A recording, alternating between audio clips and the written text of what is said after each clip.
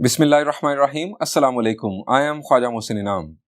Students, इस lecture में हम सीखेंगे कि 3 या 3 से ग्रेटर ऑर्डर के स्क्वायर मैट्रिसेस का डिटर्मिनेंट कैसे फाइंड आउट किया जाता है।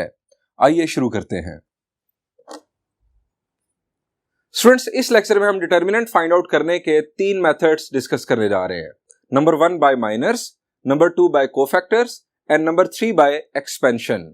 सबसे पहले हम बात करेंगे माइनर्स की।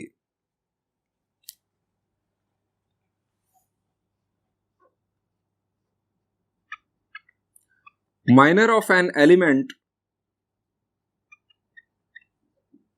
आप जानते हैं कि हम किसी भी मैट्रिक्स में एलिमेंट को जनरली कहते हैं A I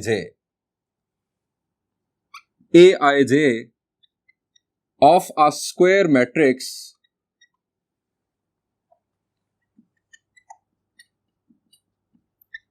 of order. Square matrix एक ऐसा मैट्रिक्स जिसके अंदर नंबर ऑफ रोज और नंबर ऑफ कॉलम्स इक्वल हो। सो हम इसका ऑर्डर लिखेंगे n by n is the determinant of order n minus 1 by n minus 1। यानी इससे पता चल रहा है हमें कि माइनर बुनियादी तौर पर एक डिटर्मिनेंट होता है, और अगर मैट्रिक्स का ऑर्डर n बाय n हो तो उस डिटर्मिनेंट का order n minus 1 by n minus 1 होता है। यानी एक रो कम हो जाती है और एक कॉलम कम हो जाता है। अब कौन सी रो और कौन सा कॉलम खत्म होता है ये आगे बात करते हैं। Obtained by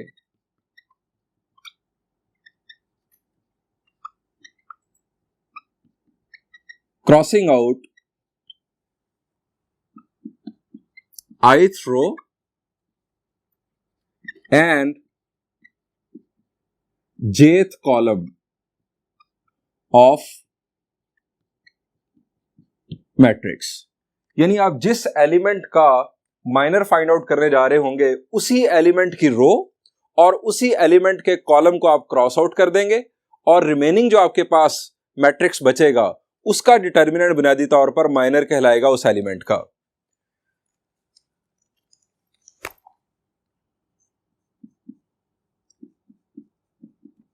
Minor of Aij is denoted by capital Mij. That is to say, if A11, then its minor will be M11। और ये बुनियादी तौर पर कैसे आएगा? ये फर्स्ट रो और फर्स्ट कॉलम को क्रॉस आउट या डिलीट करने से जो रिमेनिंग आपके पास जो मैट्रिक्स बचेगा उसका डिटर्मिनेंट बुनियादी तौर पर M11 कहलाएगा। स्टूडेंट्स, इस डेफिनेशन को अच्छे अंदाज में समझने के लिए मैं कंसीडर करता हूं एक 3 बाय 3 का स्क्वायर मैट्रिक्स, और फिर इस डेफिनेशन को हम आसान अल्फाज में समझ जाएंगे।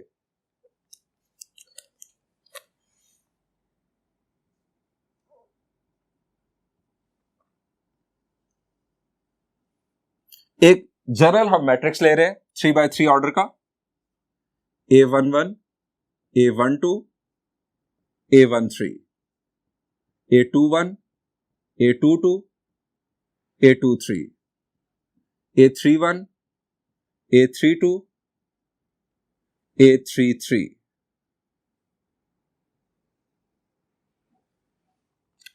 अब हम यहां पर बात करेंगे हर एलिमेंट के इनफैक्ट माइनर की। स्टूडेंट्स, सबसे पहला एलिमेंट है A11। हम यहां लिखेंगे minor of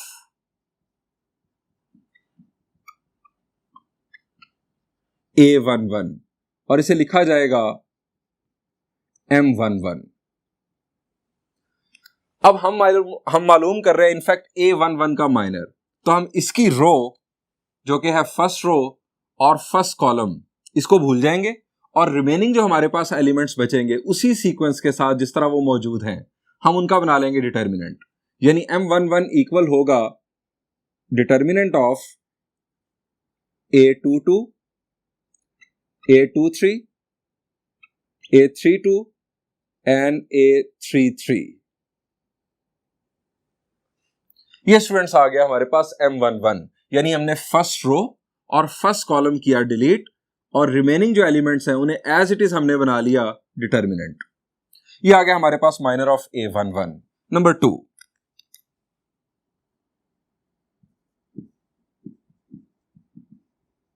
minor of A12, इसे लिखा जाएगा M12।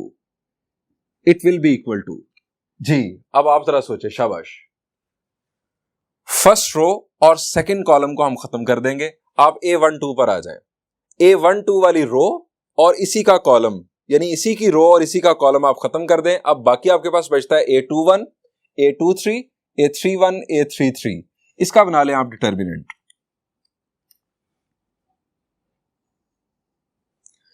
A21, A23, A31, A33।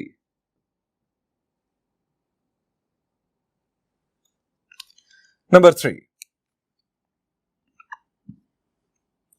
Students अब A13 नहीं, मैं आपके साथ डायरेक्ट डिस्कस करता हूं अब A33। A33 का माइनर बनाते हैं, माइनर ऑफ A33।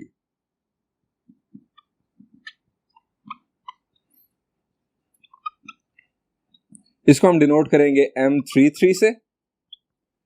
A33 यानी इस एलिमेंट का आप कॉलम और रो खत्म कर दें और रिमेनिंग आपके पास जो एलिमेंट्स होंगे इनफैक्ट उनका बना लें determinant.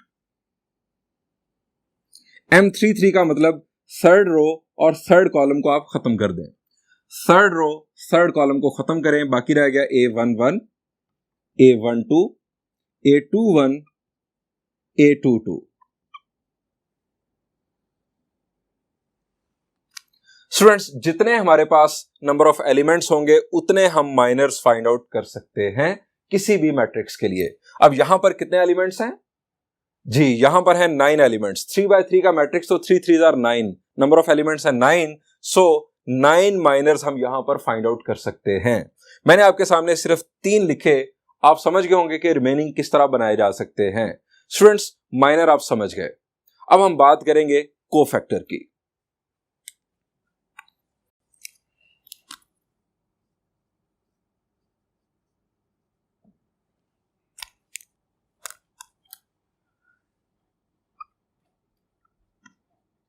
Cofactor of an element, जिस तरह माइनर एक एलिमेंट का होता है इसी तरह कोफैक्टर भी एक एलिमेंट का होता है। Cofactor of an element Aij of a square matrix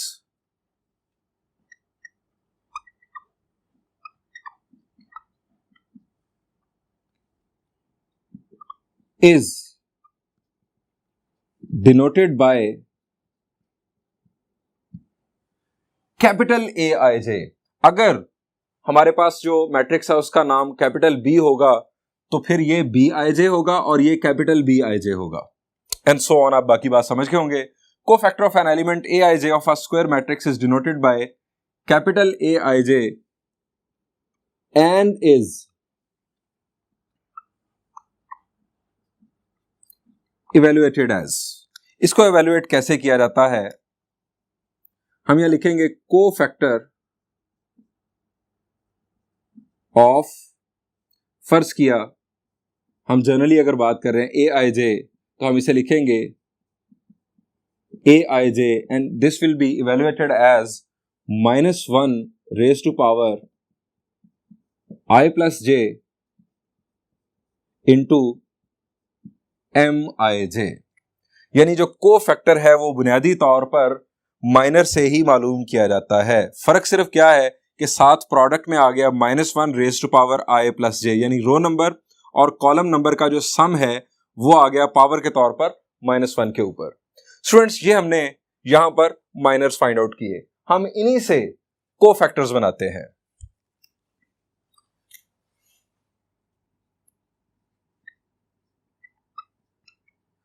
cofactor of A11, it will be like this, capital A11। अब इसका फॉर्मूला हमने यहां पर देख लिया के माइनर यूज होगा वही, अगर A11 है तो M11 माइनर यूज होगा, -1 की पावर I नंबर और J नंबर। अब यहां पर स्टूडेंट्स -1 I नंबर और J नंबर 1 + 1 और साथ आ जाएगा M11। अब 1 + 1 क्या होता है? शाबाश, 1 + 1 है 2, -1 raise to power an even number, -1 के साथ जो साइन है माइनस वो खत्म हो जाएगा, सो ये M11 ही आ जाएगा। स्टूडेंट्स इसी अंदाज में हम M12 से A12 बनाते हैं।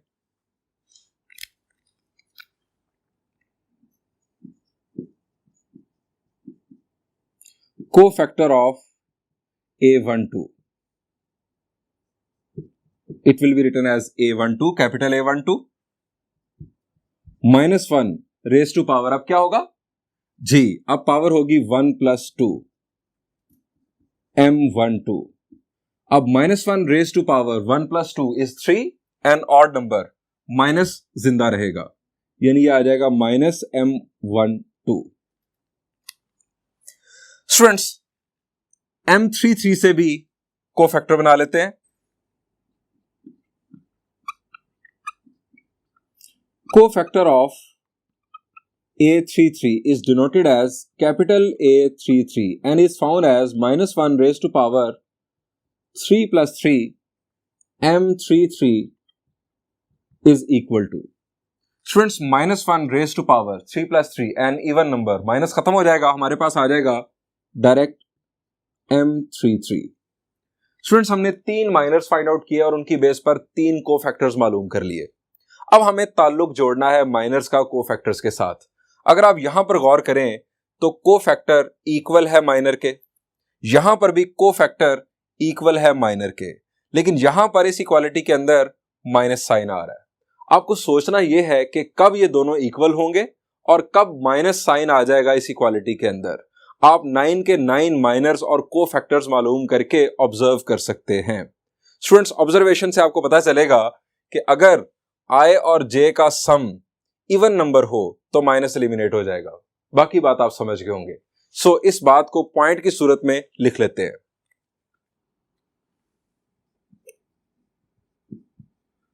Points to remember. Number 1, students first point, if I + J is equal to an even number, then minor will be equal to cofactor. Number 2, if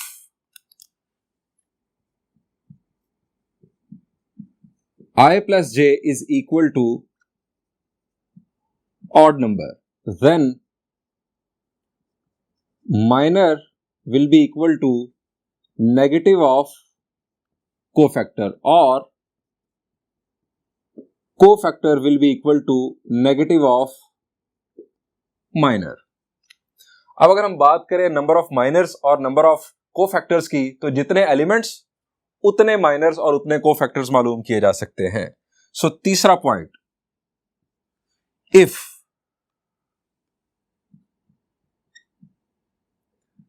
n will be,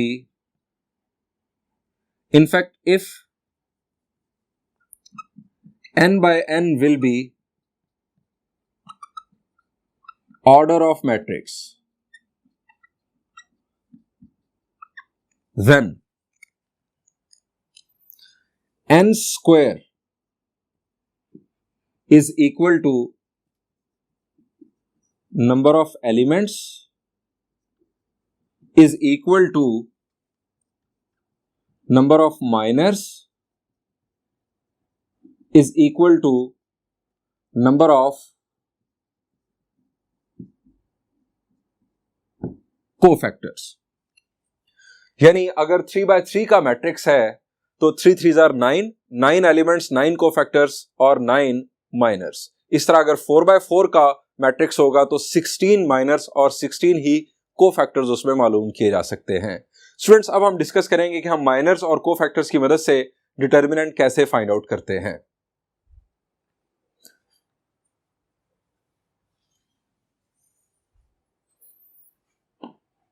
students, हम सीखने जा रहे हैं कि cofactors और miners की मदद से डिटर्मिनेंट कैसे फाइंड आउट किया जाता है। मैंने कंसीडर किया है यहां पर 3x3 का जर्नल मैट्रिक्स। सबसे पहले हम देखेंगे कि कोफैक्टर्स की मदद से डिटर्मिनेंट कैसे फाइंड आउट होता है। स्टूडेंट्स, हम किसी भी रो या किसी भी कॉलम को बेस बनाकर कोफैक्टर्स की मदद से डिटर्मिनेंट फाइंड आउट करने का फॉर्मूला बना सकते हैं। सबसे पहले मैं फॉलो करूंगा फर्स्ट रो को। फर्स्ट रो का फर्स्ट एलिमेंट A11। हम डिटर्मिनेंट ऑफ A मालूम करने जा रहे हैं। फॉर्मूला होगा A11 into cofactor of A11, जिसे हम कैपिटल A से डिनोट करते हैं, प्लस A12 यानी फर्स्ट रो का सेकेंड एलिमेंट, और इसका प्रोडक्ट होगा इसी एलिमेंट के कोफैक्टर के साथ, plus A13 into A13। Students, first row की बुनियाद पर कोफैक्टर की मदद से यह है हमारा डिटर्मिनेंट फाइंड आउट करने का फॉर्मूला। अगर हम सेकेंड रो को फॉलो करें तो फॉर्मूला कुछ इस तरह का होगा।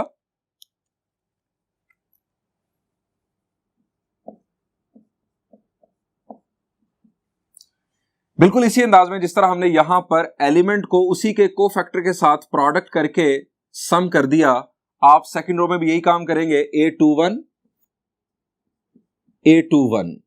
प्लस A22 प्लस A23 अब आप समझ गए होंगे कि इसी तरह थर्ड रो का फॉर्मूला भी बनाया जा सकता है। स्टूडेंट्स, अगर हम इन कोफैक्टर्स को माइनर्स में कन्वर्ट कर लें तो माइनर्स वाला फॉर्मूला बनाया जा सकता है। आप जानते हैं कि अगर I और J का सम इवन हो तो कोफैक्टर माइनर के इक्वल होता है, लेकिन अगर I और J का सम, जैसा कि यहां पर 1 + 2 3 ऑड है, तो कोफैक्टर नेगेटिव ऑफ माइनर के बराबर होता है, या माइनर नेगेटिव ऑफ कोफैक्टर के बराबर होता है। अगर हम फर्स्ट रो की बेस पर माइनर्स वाला फॉर्मूला लिखें तो इस तरह से लिखा जाएगा। A11, अब चूंकि 1 + 1 इवन है, सो A11 M11 के बराबर होगा। यहां पर अगर हम आ जाएं तो 1 + 2 3 चूंकि ऑड है, सो A12 - M12 के बराबर होगा। यहां पर आ जाएगा नेगेटिव A12 M12, और 1 + 3 चूंकि इवन है, सो A13 M13 के इक्वल होगा। ले स्टूडेंट्स, आप फॉलो करें कोफैक्टर का फॉर्मूला या फॉलो करें माइनर का फॉर्मूला, आप डिटर्मिनेंट मालूम कर सकते हैं। इसी अंदाज में हम इस फॉर्मूला को भी माइनर्स में कन्वर्ट कर सकते हैं। 21 चूंकि ऑड है, सो यहां पर आ जाएगा नेगेटिव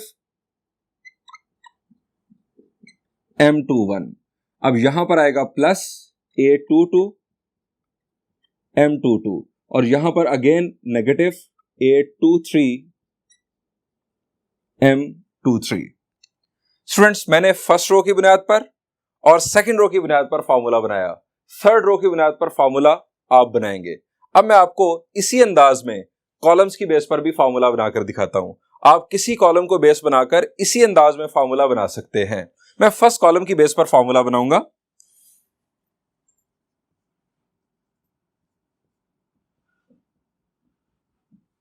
स्टूडेंट्स, थर्ड रो की बुनियाद पर डिटर्मिनेंट फाइंड आउट करने का फॉर्मूला आप खुद बनाइएगा। पैटर्न आप देख चुके हैं, बआसानी आप खुद फॉर्मूला बना लेंगे। मैं अब फॉलो करूंगा फर्स्ट कॉलम को।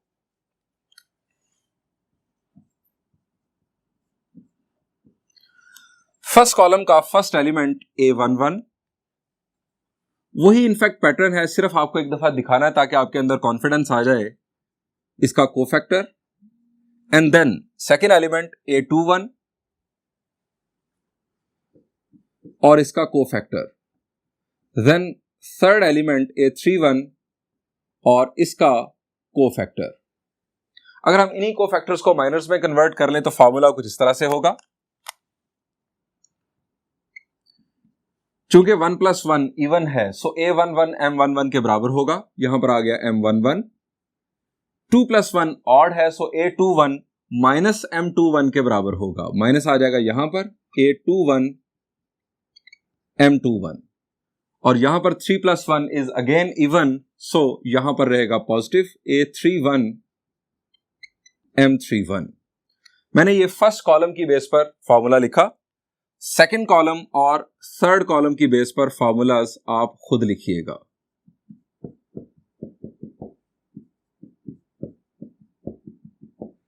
स्टूडेंट्स, अब हमने ऑब्जर्व करना है पैटर्न को। आप देखें कि अगर हम कोफैक्टर्स की बुनियाद पर फॉर्मूला लिखते हैं तो तमाम साइंस पॉजिटिव आते हैं,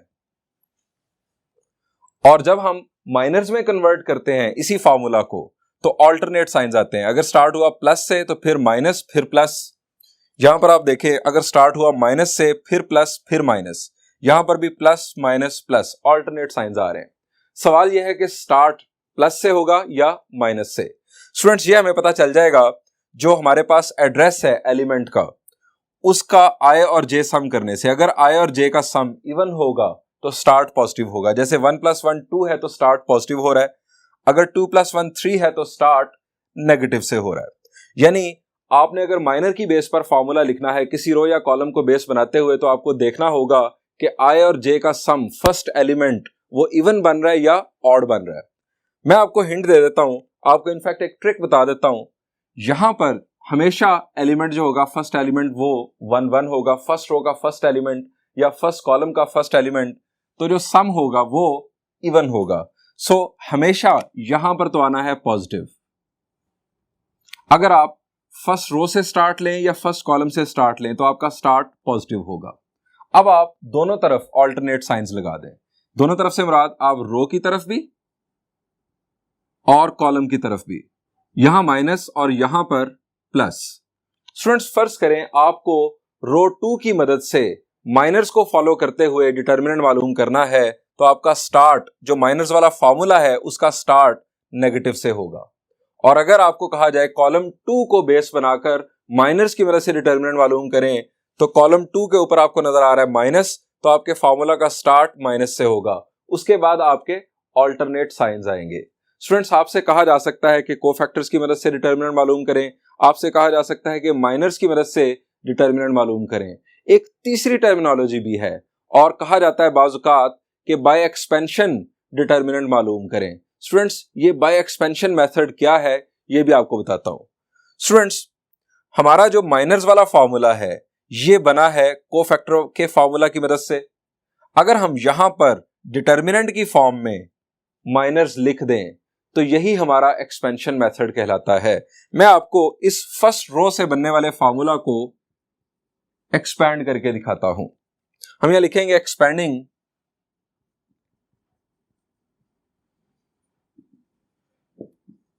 one, determinant of A is equal to A11। अब ये M11 क्या है? फर्स्ट रो का फर्स्ट एलिमेंट, यहां पर आ जाएं आप, फर्स्ट रो और first column, first row first column दोनों छोड़ दें, डिटर्मिनेंट बना लें। हमारा डिटर्मिनेंट बन रहा है A22 A23 A32 A33 minus A12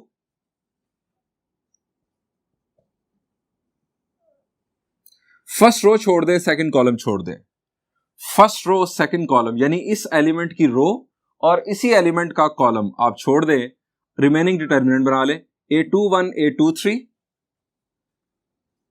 A21 A23 और उसके बाद A31 A33 A31 A33 plus A13, यानी फर्स्ट रो का थर्ड एलिमेंट। स्टूडेंट्स, इसी की रो और इसी का कॉलम छोड़ दें, रिमेनिंग आप डिटर्मिनेंट डालें A21 A22 A31 A32 A21 A22 A31 A32। Students, इस तरह से डिटर्मिनेंट लिखने को हम कहते हैं बाय एक्सपेंशन। आप किसी भी रो या किसी भी कॉलम की बेस पर ये अंदाज भी लिख सकते हैं डिटर्मिनेंट फाइंड आउट करने का। इनफैक्ट ये एक्सपेंशन आप बना सकते हैं डिटर्मिनेंट फाइंड आउट करने के लिए। अगेन वही बात होगी कि ऑल्टरनेट साइंस आएंगे और ऑल्टरनेट साइंस के लिए आपका जो ट्रिक होगा वो यही होगा, आप किसी भी रो या किसी भी कॉलम की मदद से एक्सपेंशन कर सकते हैं। अब इसे फर्दर सिंप्लीफाई करते हैं। Determinant of A is equal to A11। अब 2/2 का डिटर्मिनेंट आप मालूम करना जानते हैं, A22 A33 minus A23 A32 minus A12 bracket में A21 A33 A31 A23 plus A13 A21 A32 minus A22 A31। Further इसको सिंप्लीफाई करते हैं, यानी इन एलिमेंट्स को ब्रैकेट्स के अंदर मल्टीप्लाई करते हैं। Determinant of A is equal to A11 A22 A33, ये तीनों एलिमेंट्स मल्टीप्लाई हो गए, माइनस A11 A23 A32। अब minus A12 A21 A33। Students ये माइनस माइनस हो जाएगा, plus A12 A31 A23 A31 A23, उसके बाद प्लस A13 मल्टीप्लाई होगा A21 के साथ और A32 के साथ, A13 A21 और A32 minus A13 A22 A31 A13 A22 और A31। स्टूडेंट्स 3/3 मैट्रिक्स के लिए डिटर्मिनेंट फाइंड आउट करने के कोफैक्टर्स की बुनियाद पर है 6 फार्मूलाज, माइनर्स की बुनियाद पर भी है 6 फार्मूलाज। आप किसी भी फार्मूला को एक्सपैंड करें तो एक्सपेंडेड फॉर्म एग्जैक्टली यही आएगी, यानी यही टर्म्स आपको हासिल होंगी। अगर आप ये फार्मूला डायरेक्ट याद कर लें तो आपके लिए सबसे आसान है डिटर्मिनेंट मालूम करना 3/3 मैट्रिक्स के लिए। लेकिन ये फार्मूला याद करना थोड़ा मुश्किल है। आप यहां पर देखें तो हमारे पास बहुत सारे सबस्क्रिप्ट्स हैं और प्लस और माइनस साइंस भी हैं। अब सबस्क्रिप्ट क्या होगा, प्लस और माइनस कहां पर आएगा, ये याद करना मुश्किल है। इसलिए इन फार्मूलाज को यूज करना ज्यादा आसान है। लेकिन स्टूडेंट्स इस फार्मूला को याद रखने का मैं आपको एक ट्रिक बताने जा रहा हूं। बड़ा मजे का ट्रिक है और बड़ा सिंपल है। आप क्या करें, आप ये जो पैटर्न है जनरल मैट्रिक्स का, इसको एज इट इज कॉपी कर लें। हमारे पास है सबसे पहले A11, उसके बाद A12 A13, उसके बाद A21 A22 A23 A31 A32 A33। अब आप फर्स्ट कॉलम को और सेकंड कॉलम को दोबारा कॉपी कर लें। फर्स्ट कॉलम कॉपी करेंगे आपके पास आ जाएगा यहां पर A11 A21 और A31। इसके बाद सेकंड कॉलम A12 A22 और A32। मैं आपको बताने लगा हूं ये फार्मूला लिखने का डायरेक्ट ट्रिक। स्टूडेंट्स इन तीन एलिमेंट्स का प्रोडक्ट आपको यहां पर पॉजिटिव नजर आएगा। आप जरा देखें A11 A22 A33 A11 A22 A33, यानी ये जो मैं आपके सामने एरोज लगा रहा हूं डाउनवर्ड,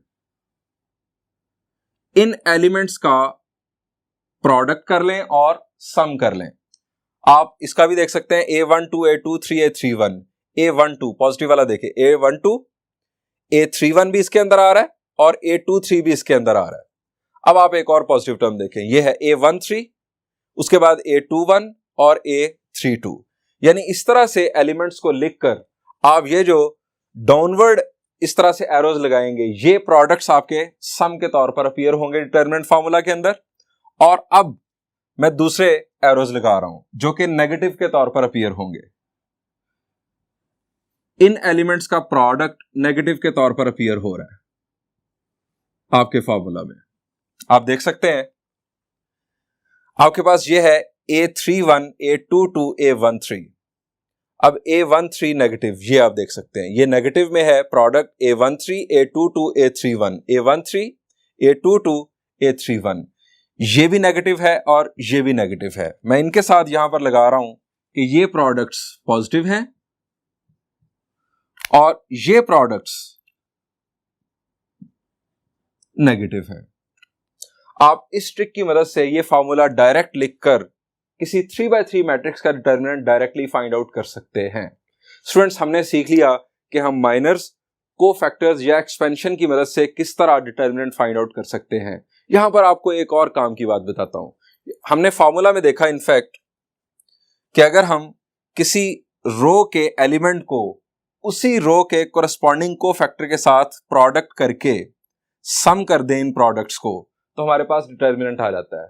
लेकिन अगर हम किसी एक रो के एलिमेंट और किसी दूसरी रो के कोरस्पॉन्डिंग कोफैक्टर्स का प्रोडक्ट सम करें तो हमारे पास आंसर 0 आता है। मेरे कहने का मतलब यह है, इफ, ये यहां पर हमारा आर्टिकल इनफैक्ट एंड हो गया। इफ आप ये करें A11 फर्स्ट रो का फर्स्ट एलिमेंट और इसके साथ आप कर दें, इनफैक्ट मैं यहीं पर आपको लिख के दिखाता हूं, दूर नहीं जाते, A11 और इसके साथ आप कर दें A21 दूसरी रो का कोफैक्टर, फर्स्ट रो का एलिमेंट कोरस्पॉन्डिंग दूसरी रो का कोफैक्टर प्लस A12 A22 दूसरी रो का कोफैक्टर और A13 और A23। अच्छा, कोई जरूरी नहीं था कि मैं यहां पर सेकेंड रो के कोफैक्टर्स लेता, मैं थर्ड रो के कोफैक्टर्स भी यहां पर लगा सकता हूं, यानी A31 A32 A33। एक रो के एलिमेंट्स और किसी दूसरी रो के कोरस्पॉन्डिंग कोफैक्टर्स, अगर आप इस तरह से प्रोडक्ट करके सम करेंगे तो आपका आंसर हमेशा 0 आएगा। ये बड़ी मजे की बात है, ये एग्जिस्ट करती है इसी तरह से मैट्रिसेस के कोफैक्टर्स का ताल्लुक इनफैक्ट एलिमेंट्स के साथ। स्टूडेंट्स, यही ताल्लुक आप कॉलम्स के हिसाब से भी जोड़ सकते हैं। आप किसी एक कॉलम के एलिमेंट्स ले लें और किसी दूसरे कॉलम के कोरस्पॉन्डिंग कोफैक्टर्स ले लें।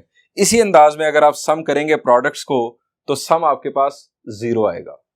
स्टूडेंट्स, यहां पर इस लेक्चर को एंड करते हैं। इंशाल्लाह नेक्स्ट लेक्चर में हम डिटरमिनेंट फाइंड आउट करना सीखेंगे 3x3 मैट्रिक्स का। इनफैक्ट प्रैक्टिस करेंगे प्रॉब्लम्स को इन फार्मूलाज की बेस पर जो हमने डिस्कस किए। Thank you and Allah Hafiz.